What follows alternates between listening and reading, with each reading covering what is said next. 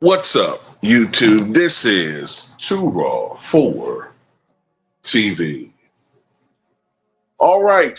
So, you may recall a couple of days ago I did a video of Paul Pierce maintaining that, in his belief, he is one of, if not the greatest, all around scorer in the history of the NBA. He said this on an episode of Speak, which features him, the absolutely delicious looking Joy Taylor, and Keyshawn Johnson. Well, recently, Paul Pierce, despite the fact that almost everybody except for him disagrees with him, he doubled down on it. He doubled down on it while someone was bringing up other players for Paul Pierce to compare himself with. Paul Pierce or Michael Jordan? I can score in more ways than Michael Jordan. Paul Pierce or Allen Iverson? I can score in more ways than Allen Iverson. Paul Pierce or Kevin Durant? That's a close one, too. I think I got a little more post game than Kev. We got a lot of the same arsenal, but I got him by a little bit. Paul Pierce or Steph Curry? Oh, yeah, I can do more offensively than Steph. Paul Pierce or James Harden? My midi is better than James. My post game is better than James. Even on threes, going to the rack, Paul Pierce. Paul Pierce or T-Mac? Now that one was close. Wow. Man, T-Mac is amazing. He can post up. He can do a lot of things down screen, off the dribble. Damn. I got to the line more than him. I'll take him with me. Last one, Paul Pierce or LeBron James? This is not even a conversation. Yeah, I do agree with the last one. Yeah, I get it.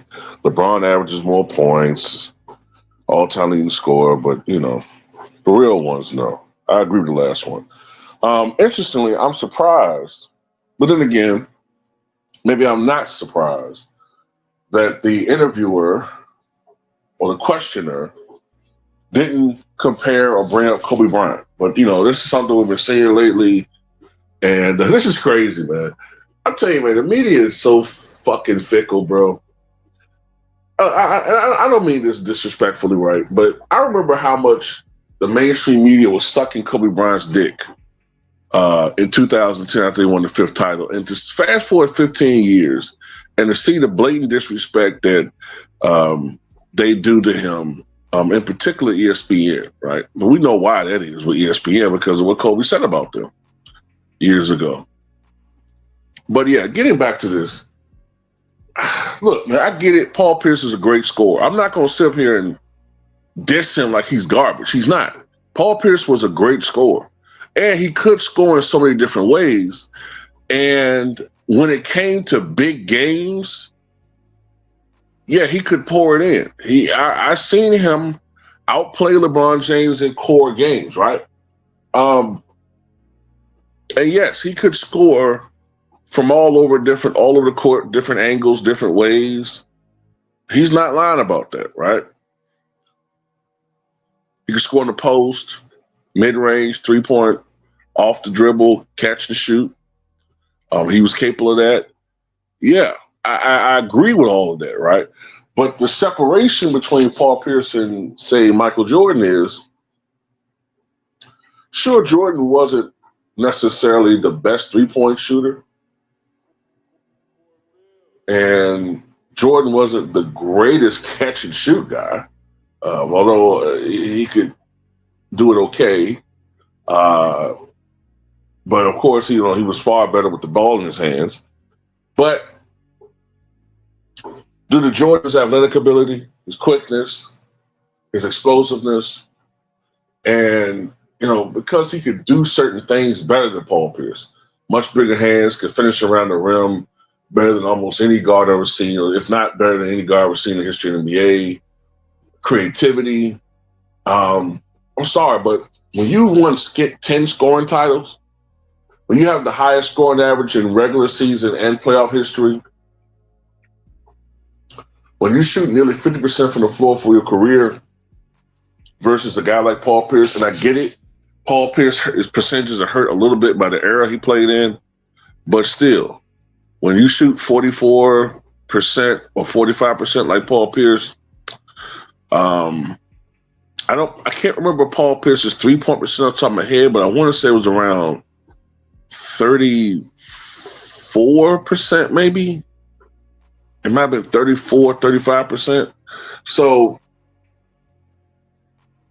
nah, at no time, at no time do I ever recall when Paul Pierce was playing, right? I never recall the conversation being, hey, man, Paul Pierce just might be the best scorer in the league. I've just never heard that. Now, if you said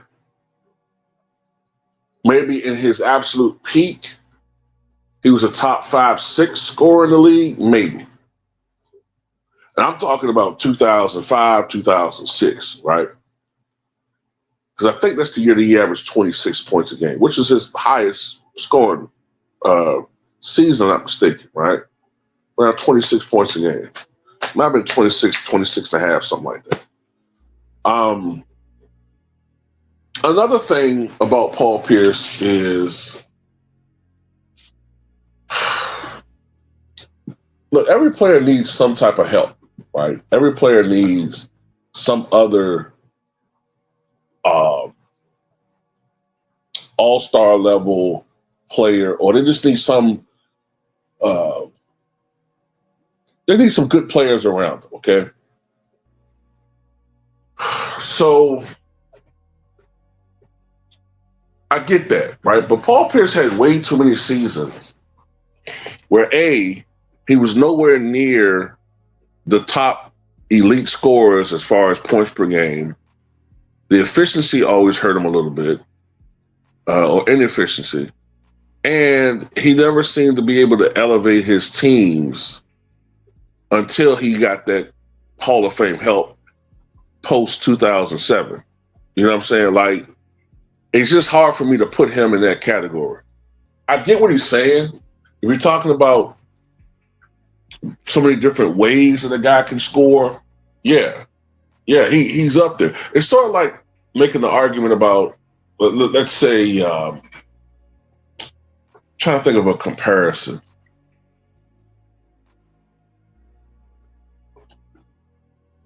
Okay.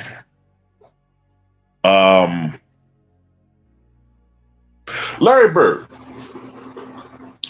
Larry Bird wasn't the most athletic guy, right? We all know that. But Bird, contrary to people, associating him with a 3-point shot in the 80s, Bird could score in so many different ways, right? He could score in the post. He could score, obviously, I think his strength was the mid-range, but he could shoot from outside, although he didn't really practice from 3 a lot. Great free throw shoot, although he didn't get to the line a lot. Could score with his back to the basket. Could score with the left hand, right hand. Jump hook, even though I don't think he shot that shot a lot. He could finish around the rim. Trick shots, all that shit, right? But he never came close to leading the league in scoring, right? Whereas Alex English, who could not shoot the 3 at all, won a scoring title, right?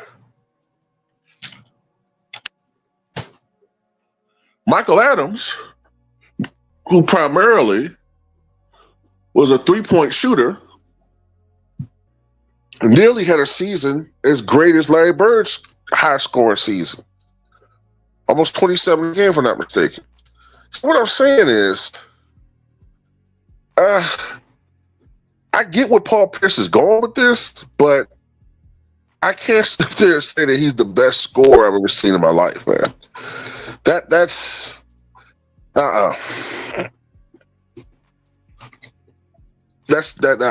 cap. Yeah, he can score in so many different ways, but his lack of athleticism, his lack of quickness held him back a little bit as a scorer. He could score, don't get me wrong, but you only got, one 50-point game in your career? Whereas I think Steph Curry has 15. Allen Iverson had 14. Kobe had what? 25, 26. Jordan had 39. I mean, it's come on, like, can't do that. At least in my opinion. But anyway, tell me what you guys think.